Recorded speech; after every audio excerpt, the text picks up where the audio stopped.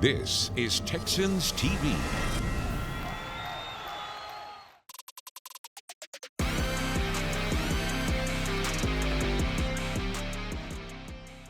What's up, H-Town? This is Texans Playbook. I'm Drew Doherty, and we're here in the tunnel inside NRG Stadium as the Texans getting set for a Sunday nighter with the Chicago Bears. And hey, by the way, if you're coming to the game, please get in your seats well before the game starts and make sure you're wearing some white. But on this show, it's a big one, just like the game on Sunday night. This is a big one because later on, we're going behind the scenes of the season premiere. Plus, we're going to take an inside look at My Story, My Game with Blake Fisher. Also, we'll hear from the general manager himself, Nick Caserio, but we begin with head coach DeMeco Ryans, who had a nice conversation with voice of the Texans, Mark Vandermeer, and John Harris, who's always roaming those sidelines as the radio sideline reporter. This is part of that talk. We hope you enjoy it. And here we are on the Hyundai Texans radio studio with head coach DeMeco Ryans. Coach, congratulations on the win. New season, same heart palpitations. Coming down to the wire again, but got the win again at Indy. Got the win. Thank you for that. Got the win, but man, can we not make it as close? You're hurting us, Coach, a little bit. But no, listen, a win up in Indy. You, if anybody, knows how difficult it is to win up in Indy. It took us all the way until 2015 until we got one there. Now we've got three in a row, as a matter of fact. 30,000-foot view. What was the biggest key in getting the win? Offense, defense, special teams, all that. But just what was the biggest key in getting the win? Yeah, the biggest key to getting the win for me was us scoring those touchdowns in the red zone. Like, that was one of our keys to victory going into the game. Like, we knew we would be able to drive the ball, but we didn't want to exchange field goals with them. That kind of happened a little bit. But for us to get touchdowns, right, when we needed them, like, that was huge for us because – they stayed around, and we allowed them to stay around with some mistakes and miscues on the defensive side of the ball. Right, it shouldn't have been there, but getting those touchdowns allowed us to breathe a little easier, even though they were making a comeback. Yeah. Well, we had two public enemies in the AFC South. Derrick Henry, he's out of the division now, but last year you handled him. Now, Jonathan Taylor averaged 135 yards against the Texans, and you were able to stop the run yesterday. So can you discuss that? You mentioned setting the edge in your press conference. Very important to do all of it. Yeah, that was the key for us on defense. Like, we had to stop the run game first and foremost. And it started with our ends setting the edge. Daniil and Will, they did a great job of setting the edge. Like, and thus, when you say set the edge, you think about the D-line, but it's Stingley outside on the RPO because they're a heavy RPO team. Stingley was able to set the edge and also make the play. So Stingley showed up in the run game a ton for us, crack replacing, just everybody bottled him up. So when we played him our last game of the season last year, it was way too much space, right? Guys are running around blocks, creating, these huge lanes for Jonathan to run through, but we were able to eliminate space, and that made him check his feet. So now everybody on the second level, Petrie, Aziz, Henry, they were able to just swarm tackle and actually get him down. Coach, I wanted to ask you about your linebackers, and I guess we'll throw Jalen in there because he kind of plays like a linebacker. It looked like they tackled pretty well. All things considered, obviously there's a 6'5", 245-pound quarterback who's tough to bring down. But the way they tackled, it felt like that second level was really tackling well. Is that the way you saw it? I did see it that way. Jalen, starting with him, like he was very active in the run game, and that's what sets him apart, right? When he does come down and play that nickel position, like his ability to fit the run game. A lot of times you have those smaller DBs that'll get in there and they don't want to stick it up in there in the run game, but Jalen is one of our most physical players, and to see the way he tackled was really well. Thought Henry stepped up and did a really nice job making some tackles, and like you said on Anthony Richardson, we had a couple times where he got out of the pocket, and we need about 12 guys to get him down. What about your defensive tackles getting sacks, though? How about that? Because I didn't have that on my bingo card necessarily for yesterday, Coach. I think everybody would have had it the opposite way. First sacks of the year, probably thinking it would be Will Anderson, Daniil Hunter, but for Foley and Mario, those are two guys been very active all training camp. They've been consistent. They've been working hard, and they were able to get those sacks actually because of Daniil and Will, right? When they really collapsed the pocket and made the quarterback step up, that's where Mario and Foley were able to make their plays. Coach, I know yesterday when you face a guy like Anthony Richardson, I think all of us can look at him and go, okay, he's different from a lot of quarterbacks we're going to face. But then again, There's Caleb Williams this week. Then there's Josh Allen down the road. It's guys that can do some kind of freaky athletic things.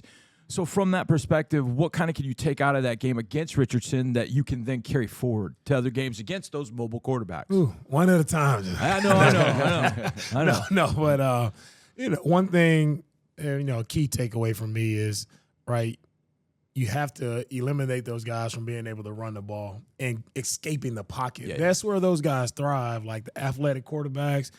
Man, once they get out of the pocket, now how can your coverage be sound? Everything is broken down. So now whatever you're in, if you were in zone, it turns into man coverage. And who do I match? Like you have to match the eligible closest to you. And it all gets haywire. So if you can keep them in the pocket and make them be a pocket passer, that's when you're most successful versus the quarterbacks who move around a lot. Yeah. It was strange the way they scored because you're doing a great job defensively, then all of a sudden 65-yard bomb, and he throws the one to Doolin. He's just tough to stop because there's this unpredictability and big playmaking ability. Yeah, for sure. And a couple of those plays were on us. When I say on us, there were looks, scouted looks that we saw and we knew what was coming.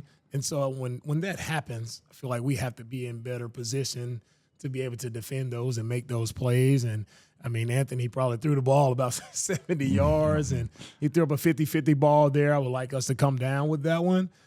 Great play by their receiver. Great play. But then the other play to, I think it was Doolin, like we got to find a way to get the guy on the ground. As our erasers back there at the safety position, like we have to – yeah, I always say, give us a blade of grass to stand on. If you stop them at the 1-yard line, that's enough. At least we still have an opportunity, right, to shut them out. Coach, when you're early in the season, and I know it's a division opponent, but it's Anthony versus Minshew, it's going to be different. How long does it kind of take for you and the staff to kind of get a handle on, okay, this is what they're trying to do to us? Even their defense was a little different. It looked a little different from what it looked like in Week 18 last year. In Week 1, when so many different things can happen and it's kind of a little bit of a mystery, how long does it kind of take to get on track with, okay, this is the kind of game it is, this is what they're doing to us, this is what they're doing to us on third down? How long does that kind of take? Does it take a lot longer in Weeks 1, 2, 3 than it will later in the year? Definitely in Week 1. I look at Week 1, it's just like I told the guys, it's like training camp. When we go line up outside in training camp and we're going against the offense, you don't know what they're doing that day. We don't scout plays or play. Like you just have to line up and trust your rules and trust your fundamentals. And if you have sound rules on all three phases of the game, if our rules are sound and what we're teaching, it should stand against everything that you see. And so most times, typically in that first game, you'll see probably like after the second half, kind of take a deep breath. Okay, this is how they're trying to attack us. Hey, how do we counter? Right. So that's when you find it out. And then coming up, this week you have Caleb Williams. He just only has one game, so it's still a lot of unknown of how they're trying to deploy him. Yeah. All right, before we talk offense, let's talk special teams, which is against type for me, by the way, to bring this up at this point. This is weird. Kahimi Fairbairn had a really great game for you, Coach, because you needed every one of those points. Emi was big time for us. We needed him. I mean, and he showed up big time for us. For him to hit 3 field goals or over 50 yards, they were dead on. Like there was no doubt in his mind, and it started with good protection by our line up front. They did a good job protecting, and Emi just kicking it right through the middle. And it doesn't go unnoticed to me, right? Yeah. Man, to have a good field goal kicker is very important to the success of your team, and I'm very thankful that Emi is with us. Coach, you said it a little while ago, like making adjustments, even before the half, but then coming out of the half and wanting to, establish, okay, they were doing this, we want to do this. This is our counter to that. Did you guys make a conscious effort in the second half? All right, look, Joe's eating them up in the run game. Hey, let's keep hammering Joe. Was that kind of a conscious effort that you guys decided in the second half to do? Yeah, once I'm on the sideline, I see Joe and how he's running, seeing how the O-line is coming off. There's probably more of me barking at Bobby like, hey, keep him going. keep him going. But, credit to, Joe and the confidence that you give a play caller, right? That's when everything, the playbook, it opens up even more. Like we know we can run it.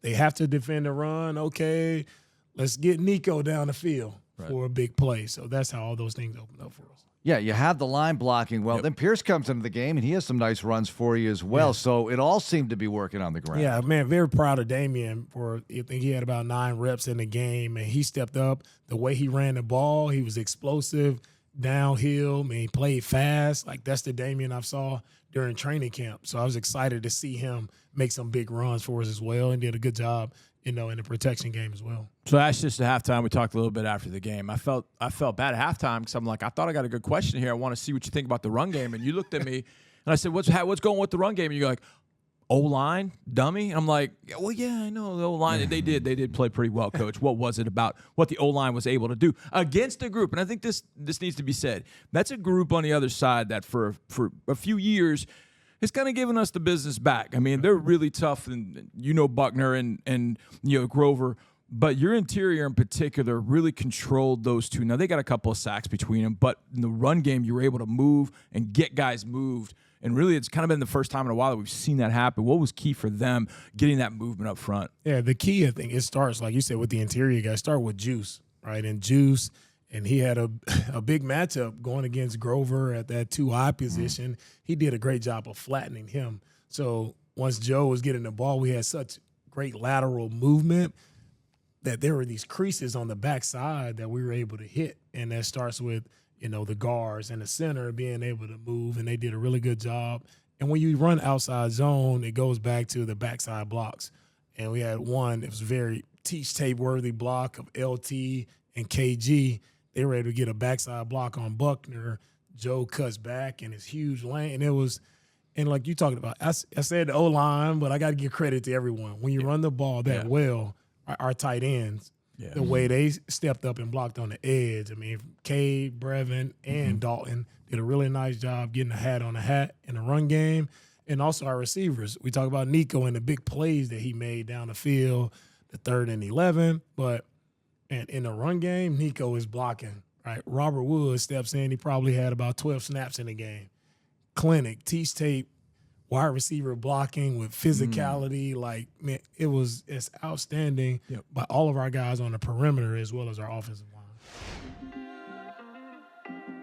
After the break on Texans Playbook, we've got more from head coach DeMeco Ryans.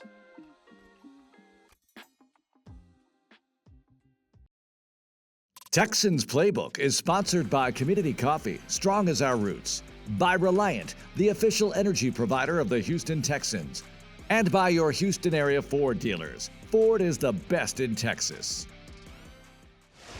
We appreciate you sticking with us here on Texans Playbook. It's time now to revisit a little bit more of that conversation between Mark Vandermeer, John Harris, and the head coach himself, DeMeco Ryans. For us to have success in the run game is not about just Joe Mixon. Everybody loving up Joe.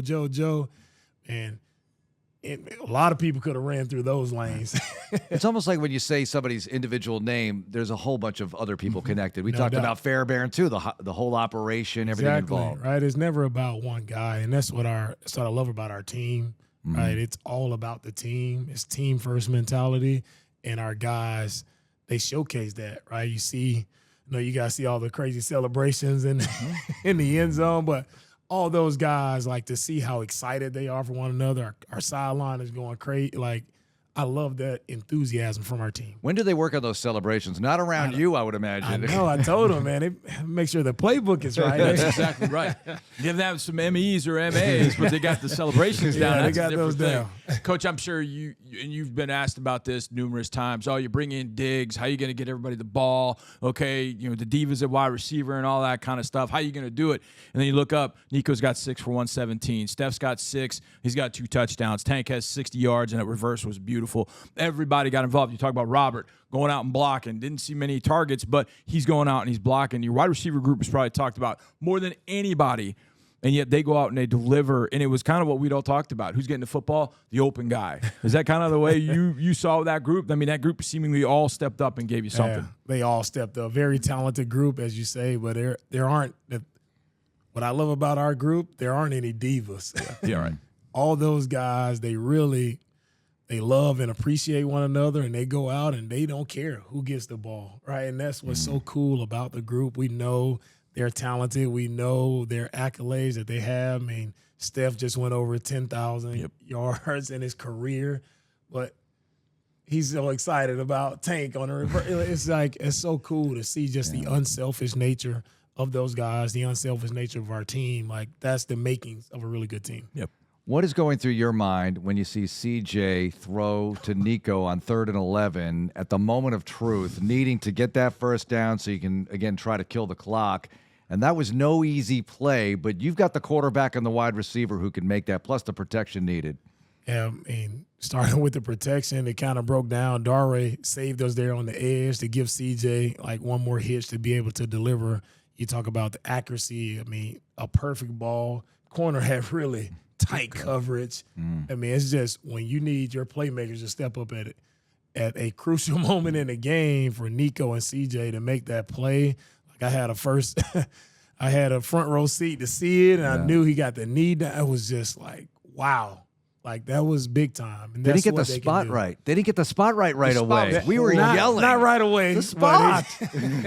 After he saw the replay, he got the spot right afterwards. Well, there were a lot of things we were yelling about, but it came out the right way. Coach, with Joe, or just with a hot player in particular, a running back, because it is such a physical game, and Joe does have a physical style. He runs it 30 times. When a guy is hot, how do you kind of balance out, you know what, I don't want to run him this much because I know I've got to have him this entire season, but yet he's hot and he's telling me he wants the rock. How do you kind of balance that out to make sure that, you know, he makes it through the game safe and all that kind of stuff, getting 30 carries the way that he did? Yeah, you just have a feel. I think Joe had a lot of great runs, and some runs I see like, oh, it looks like he's a little gassed. Yeah. Right. You know, slow him down a little bit. So you just have a feel and keep an eye on him. And Coach Danny Barrett does a great job of rotating the guys in and out at the right time. And it's more so up to Danny because his eyes are on them as close as anyone. So he makes that call. And to that end, after the 3rd and 11, I think everybody on the sideline was like, yeah, you still had to get a first down. Right. And so you get the 3rd and 3, and there's so many big plays in the game. But I can't remember a time, Coach, when it was 3rd and 3, 3rd and short, whatever it was, and we got to get that first down, and you toss to the running back, and he goes and gets it. I mean, that was maybe the coolest moment all day because you just really stuck it at him and got that first down at the end. How'd you see that play? Man, saw it the same. It was we lined up in I. We got a little bump motion from, I think it was Cade, and we actually had 2 guys who were free, and Cade was able to get a piece of one of the guys. And Joe, I think those guys just got tired of tackling Joe after a while. Yeah. And it was so deflating probably once Nico catches the ball on 3rd and 11. It's like a little deflating, but, man, the blocking again is so true. And that was the clip that I ended my team meeting with today, just to show, like, man, this is what it's about. It's about how you finish game. When we know we have to run it, they know we have to run it, and you can still go run it, execute, and get the yards you need for the first down. Yep. For the Bears, do you even look at the Hall of Fame game at all? Because that's pretty deep into the depth chart. Some of those guys aren't around.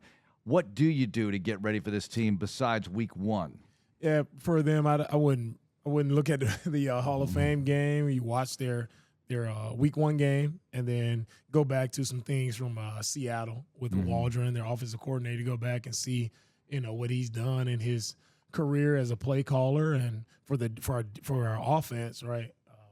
Eberflus has been there for a few years, so their defensive structure, players are still pretty much the same. But for the offense, we'll have to take a peek at some of the Seattle things. Coach, will you talk to your college scouts a little bit about Caleb, or just try and rely on what you see in the game against Tennessee? Are we trying to bring any of what he did? Because I'd imagine after a week 1 outing, he may go back to doing some of the things that he's accustomed to doing. How do you kind of handle that? Do you go back and talk to your college scouts or take some of that forward? Oh, yeah. That was my question to Nick last night on the plane. Like, hey, college scouts, they're ready to go. And Caleb, right? So, yeah, he was like, yep, they're ready to go. Yeah. They'll have a report on him for college. So it's pretty cool, man. That's how the building works. Like, all the work that our scouts put in, like, as they're scouting college players, like, how important is that now? Because I don't have much of a background of Caleb and what he's done in college, but to be able to rely on our scouting department and their expertise in that area, man, that's going to help us prepare for week 2. All right, the Amegy Bank Ask Coach question of the week. Work-life balance, Coach. How does it apply with you and your staff? I know it's important. You feel like your staff should be family people and really embrace that, yet you want to work hard to be great at football. How do you balance all of that? Yeah, I mean, that's an awesome question. First off, from like a day like tomorrow on Tuesday, it's our game plan day. Coaches are here pretty late on Tuesday game planning. So what we did starting last year, and thankful to Cal and Hannah for providing this for us, but we were able to have family dinner here at the facility with our family. So the wife and kids can come over and have dinner with their husbands, and you get, a couple hour and a half or two just to see the kids. You can run around for a little bit knowing it's going to be a late night. That shows that family is important, and I try to make sure guys understand that. And Friday's the big day, right? Friday when you get off a little tiny bit early and get some Friday night time with the family. No doubt. Then Friday is that's the day I tell guys I kick them out. Say, go pick your kids up from school. Yeah. Like, we're out pretty much after practice. We're done, as a staff. Go pick your kids up from school and, spend time with them. And then you have that evening to have a date night with your wife. Very nice. Coach, thanks a lot. Good luck. Thank you, guys. When we return, Texans Playbook huddles with the man in charge, General Manager, Executive Vice President, Nick Caserio.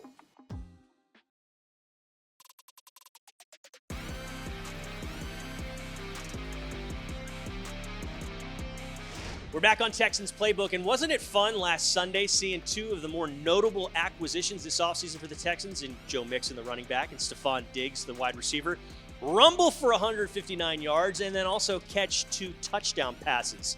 Those guys did some work on Sunday, but one guy who's always doing work every day of the week, and it seems like 24/7, is General Manager, Executive Vice President Nick Caserio. He sat down with Mark Vandermeer and John Harris. They had a fun conversation. And with us now in the Hyundai Texans radio studio is Executive Vice President and General Manager Nick Caserio. Nick, great to have you with us. Fellas, good to be here. Congratulations on the Week 1 win. We'll get to Week 2, but let's put Week 1 to bed first. That was a great victory on the road against a divisional opponent. Yeah, anytime you go on the road and can win in a division certainly has positive implications. So ultimately, we were able to make a few more plays than the Colts did. The Colts are a good football team. We talked about that going into the game, and I think the game kind of played out the way we thought. The explosives were a part of the game. Tackling was a part of the game. Did some things well in some areas. Some other areas we need to clean up. But overall, it's good to get started with a win and get off on the right foot. Nick, I don't know if we've talked about this in the offseason, but acquiring Joe Mixon and how that kind of came to be, because – of course, when you live on Twitter, you're like, oh, the Bengals are going to release Joe Mixon. And then all of a sudden you look up and you're like, no, the Texans have traded a 7th-round pick to go get Joe Mixon. How did that all come to be? And why was Joe kind of in your crosshairs as the guy you wanted to bring here? Yeah, I would say that particular situation was probably unique. I'd say that time of year is very fluid. There's a lot of transactions that take place. There's a lot of movement that's starting. Players are leaving teams. Free agents are going with other teams. Teams are releasing players. So the exact timing of it was overnight. They were announced that they were moving on from Joe, or they're going to release Joe. So anytime that something is done after the 4 o'clock or 3 o'clock Central Time period, it's not going to go on the wire, and it's not going to be official until the following day at 3 o'clock. So you have about 24 hours. So we were kind of working through that whole process. We were involved, made an attempt to re-sign Motor. We're involved in some of the Barkley stuff as well. That was a position that we knew we were going to add a player at some point in some capacity. So when the opportunity presented itself with Mixon, it was something that we discussed internally. We had the discussion actually that morning. Coaching staff kind of went through it on their end. DeMeco and I had a conversation about it, and then kind of made a decision. Well, look, if this is what the cost is, then it might be worth doing, because we thought we had the ability to acquire a player that everybody liked, that we thought could help our football team. So it took a little bit of work, so there's some moving parts on that. So we were able to, we gave up the compensation, and a part of that too was the contract as well. I mean, Joe's been a good football player for a number of years, been very consistent. Knock on wood, he's been a pretty durable guy. I've talked about this at different points, not too dissimilar. We went through this with Jason McCourty when we acquired him in New England. He was released, but it was kind of in that window. So instead of essentially, when a player gets released, they become a free agent. So you're either going to have to compete for that player on the open market, or if you want to obtain his services, maybe you reach an agreement or give up some kind of draft compensation. So in the end, it worked out the way that, we had hoped relative to Joe, and Cincinnati was able to attain a 7th-round pick at draft compensation. We were able to get the services of the player that we liked, and, we're glad that Joe's here in the building.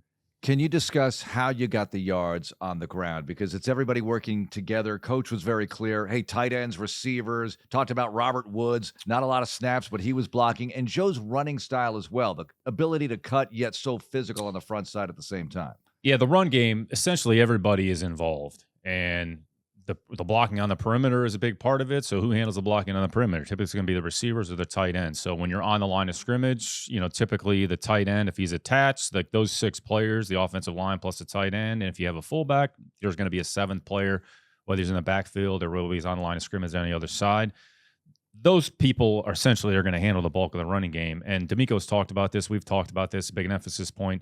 You're just trying to get a body on a body and account for the defense where they're aligned. So you want to make sure that you get the blockers distributed appropriately. Sometimes there's an identification. Sometimes the defense moves. You might have to adjust it on the fly. So I think if everybody understand what you're trying to accomplish on the play, Bobby's talked about this a lot, the intent of the play, what we're trying to get to. And when you go back and look at our practice going into the game, it was either Wednesday or Thursday. It was one of the better practices we had in a run game. We had clean looks. We're able to get a hat on a hat. And typically, if you practice something and see it carry over in the game, there's going to be some kind of correlation. So I would say it's a collective effort. There's a lot of people that are involved, players, coaches, the scheme, and then everybody understanding what we're trying to get done on each play. And you're blocking a good front. We talked about, we were able to get the linebackers blocked, which those guys were a big part of the Colts defense. So anytime you can get through the initial part of the line of scrimmage, I think their safeties ended up accumulating a number of tackles. We were able to get kind of to the second level of defense. Once you get to the second level, then it's ultimately up to the runner. But it's the blocking, it's the runner understanding the play, making a good decision, getting his foot in the ground. Haven't exactly looked at it, but just going back, didn't seem like we had a lot of negative runs, right? So if you're at least able to get the run started and you get it moving in the right direction, then it gives yourself an opportunity to have a positive play. 27 tackles between Nick Cross and Julian Blackmon, the 2 safeties, 43 in the secondary alone for the Colts on Sunday. And we kept calling, we talked about it during the broadcast, Nick, of talking about Nick Cross. We keep mentioning Nick Cross, Julian Blackmon, those 2 guys, and it showed up on the stat sheet. On the flip side of that was a guy that for every game that he had played against the Texans, Jonathan Taylor, he had done something significant, whether it was running for 100 yards, whether it was catching a touchdown pass. I think in the very first game we saw him in 2020, he had always done something positive, including 188 yards in Week 18. You look up at the end of Sunday, 16 carries, 48 yards. What was the biggest key in slowing down Taylor? And was that the biggest key in slowing them down, relatively speaking, outside of Anthony's magical toss world he was living in? Yeah, and we talked about this before the game. It was about getting multiple hats to the ball and finishing on contact and just getting a body on a body, and tackling was going to be at a premium. So defense did a good job of just limiting the space. There was a couple runs that kind of popped through, but we didn't allow the big runs. So, JT's a really good back. He's one of the better backs in the league. And you're not going to it's not one person is going to stop one particular player, but it's maintaining the integrity of the defense. If your responsibility is to set the edge, you force the ball back to the inside, and then you have your lateral pursuit from the defensive front, from the tackles, and then the linebackers as well. So defense is about 11 players doing the right thing on a consistent basis, and a run game takes multiple players because you have to deal with offensive linemen, tight ends, kind of the same thing we just talked about in the offensive side of the ball. So overall, our players took a lot of pride. They took a lot of ownership, and we were able to at least mitigate some of the bigger runs. Anthony got out a few times, the third down scramble, and then he had the other quarterback counter run that was a part of their running game. But overall, we were able to kind of limit the big play runs. Didn't limit the big play passes. That was a big part of the game, but limited the big play runs because everybody was disciplined. Everybody's in the right spot, and we were able to get multiple hats to the football. After the break, here on Texans Playbook, we've got more with General Manager and Executive Vice President Nick Caserio.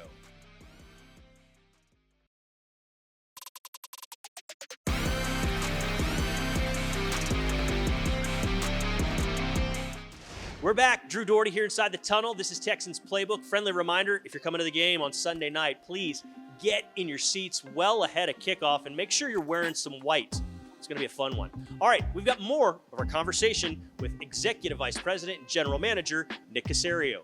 Nick, you said something about Caleb that struck me, and I think sometimes when you're talking about the quarterbacks the Texans are going to face, you're like, well, that guy's a dual threat, and that guy's a dual threat, and that guy's a dual threat. But they all sort of do things differently. Like Anthony Richardson, like you said, when he would scramble, he was going to run it because at 6'5", 245, he's going to turn up and go. But Caleb wants to keep his eyes down the field.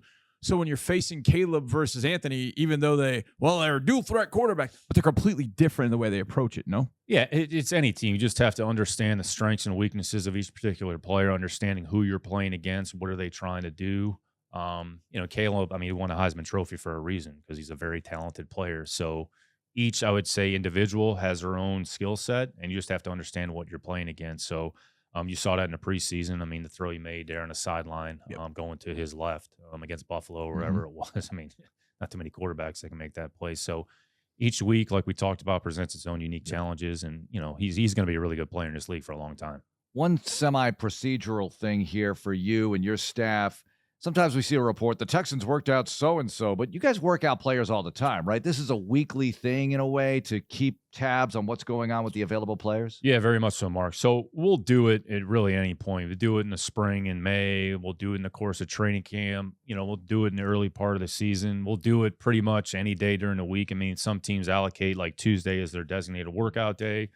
We'll do it whenever. Sometimes it doesn't work logistically. So and it's not necessarily everybody. You kind of have a list that you put together of, if we have an opportunity to bring this player in to get a little more information, let's go ahead and do it so that we make sure we're prepared for if we lose a player, what's our next best option? Is it already on our practice squad? Is it somebody on the street? Is there somebody on the street we want to add to practice squad that we can upgrade our depth, what we have here? So it's fairly fluid. I think once you get through September into October, then it becomes a little bit more specific, more case by case, relative to something that happened in the game that may force your hand a little bit. So, but to your question, yes, it's a part of the normal procedure.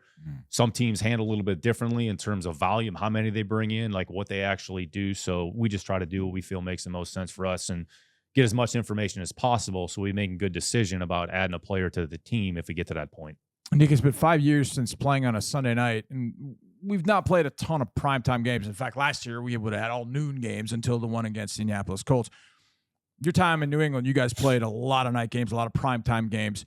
Is there a key or something that you kind of rely on, kind of getting in a routine, because this kind of breaks the routine with a night game, because you wake up in the morning, you're so used to, let me get to the bus, let me get to the place, let me get to the stadium, I get in my routine. But now all of a sudden it's a 7 o'clock game, and now that routine's kind of thrown off. How do you kind of go about that? Is that a big thing for the players to have to adjust to? Yes and no. I think you just have to work backwards from the game.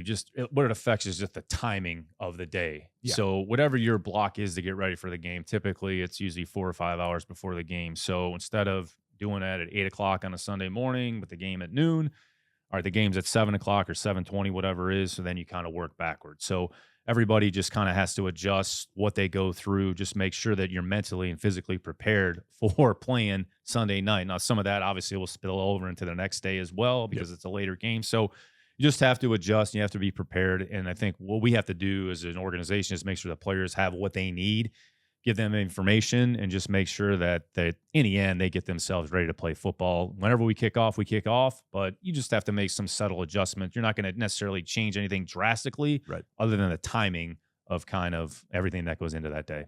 All right, couple more things. This year, the Texans play the two oldest teams in the league with the Bears and the Packers. The Bears, when you think of them, you think of the 85 Bears. So better defense, Nick, the 85 Bears or the 2000 Ravens? Or you can throw in a writing candidate if you want. There's a reason behind this selection. So I'm going to say the 85 Bears for the sole purpose. So when the Super Bowl took place, so I can't remember how old I must have been, 9 or 10 years old at the time? Yeah, me too. So I'll probably get in trouble. Hopefully the league won't find me for this, but our parents kind of made a little wager for us that if the Fridge scored a touchdown or in the Super Bowl, that we would get new bikes. You were 9. I think you're safe. So wait, you got new bikes if Fridge scored? So the Fridge scored right on the fullback dive. He did. So we got new bikes as a result of that. So we were going crazy. But those defenses, both of those defenses, were as good as they come. And when you go back through that, the front, the caliber of players at all three levels of the defense, you can't go wrong either way. I'm just going to kind of tilt it because the Fridge scored, we got bikes out of it. So. Very nice. And fans are encouraged to wear Liberty white. Everybody's got to wear white Sunday night, get all fired up when the team comes out of the tunnel, be there early. That does make a difference for the guys, right? When the crowd is there, when the team comes out, the electricity, all of it. Yeah, our crowd makes a difference. So, if anything, I could say anything, encourage you to get there early, be as loud as you can be. This is the old faux pas. You can't wear white after Labor Day or something like that. We're going to make an exception here for Liberty White on Sunday night. So it should be a great environment, great atmosphere. Hopefully we can go out there and play a good football game against a good team. Yeah, it's a rookie quarterback too. Like, get all in his ears. If you see his hands up like this, that's what you need. And colleges have done that with the coach comp system. I know you've been scouting a little bit, but have you talked to them about how that's gone? We've just kind of seen it. But yeah, the coach, the quarterback, same thing. Cuts off at 15 seconds. They have the 2-minute. They're calling it a timeout, but it's 2-minute warning. So you're starting to see a little bit of a spillover, college to pro to college. So I'm sure the coaches probably like having the ability to communicate with the quarterback instead of having them look at the sign on the sideline. Those big they can cards. talk to them directly. So it actually helps the quarterback when they transition from college to our level for sure. Okay, here's the other one, and I'm wondering if this will happen in NFL. I had a long talk with somebody from Exos at Big 12 Media Days, and he said in college they now can look at the surface and they can look at video.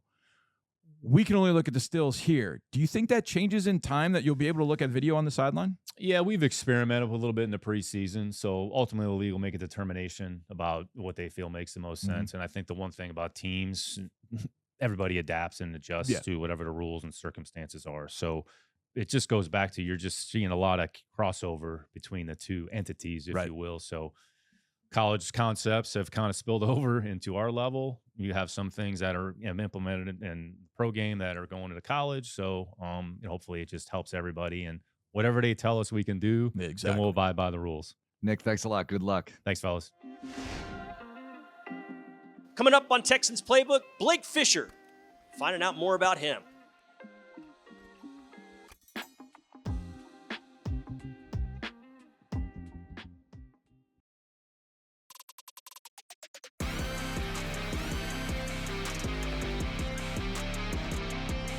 Texans TV is doing a really fun series. It's called My Story, My Game. We've been doing it for a few years now, and the spotlight this week is shined on offensive lineman, the rookie, Blake Fisher.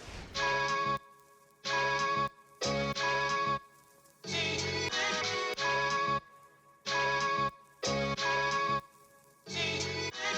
grew up in a two-parent household, a mom and dad. I had a sister growing up. She passed when I was younger. And then we had a little dog named Oreo. Small town, Avon, Midwest, Midwest kid, so I've always been pretty big, taller than everybody, probably way more than, a lot of people. I mean, especially in high school, I was a pretty big kid. I remember, first thing I ever saw was, Oklahoma drill on, I feel like a video, and then from there I was like, oh, yeah, I want to do that. That's me. I like hitting people for fun, so from that point on, I just kind of skyrocketed from there and just started playing football. I was a multi-sport athlete, but, really football I really fell in love with. I went to Avon High School, 6A, school in Avon, Indiana. High school football for me was, everything. And I loved, growing up, with your best friends that you grew up since with intermediate school. So, we're going up against some of those big name schools. I really enjoyed it because we're going up against a lot of good people too, so. Sophomore year of high school, sophomore year, my coaches kind of told me, we see your potential and we see that, that you could, potentially play collegiately, and I was getting some looks at the time. So kind of from that point forward, I knew that, hey, let's run with it. I already love the game, so I was just trying to figure out how I could increasingly make myself better. And here come the Irish. Saturdays in South Bend are just crazy. Second to none environment, second to none experience. It was just, the people there. So many people want the same thing. I think that's what makes up the tradition, the environment, the culture. It's just empowering. Coming off injury freshman year and then coming back playing sophomore year, playing good ball against some really, good teams at your Ohio State, Clemson, increasingly get better every day. I just knew that goal you had as a kid, going to the league and chase your dreams and do it at the highest level, that probably hit sophomore year.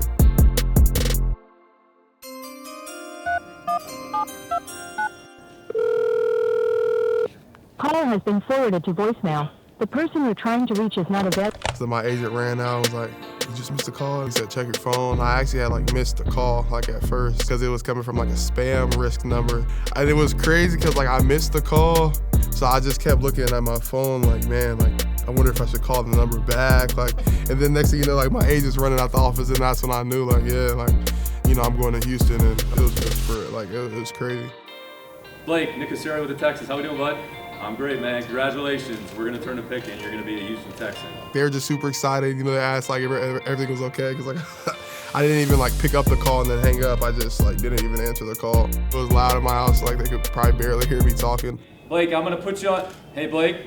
I had all my family there, all my coaches, cousins, aunts, uncles, grandparents. I mean, everybody was there. Blake. Blake, congratulations, man.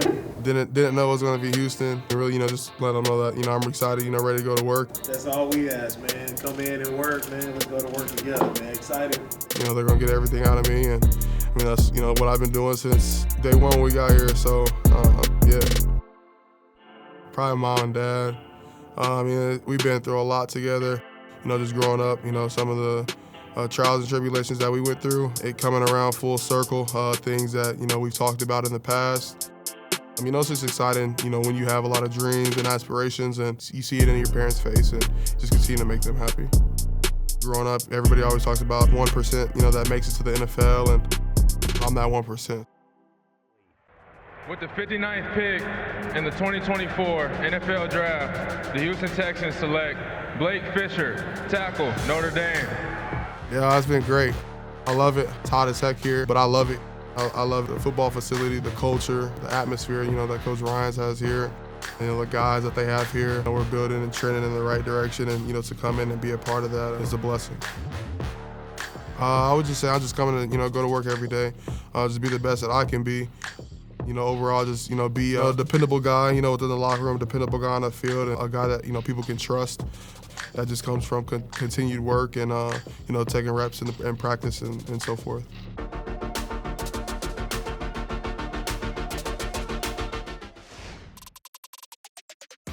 After a quick break, we're going to go behind the scenes and check out all the fun that went down at the season premiere.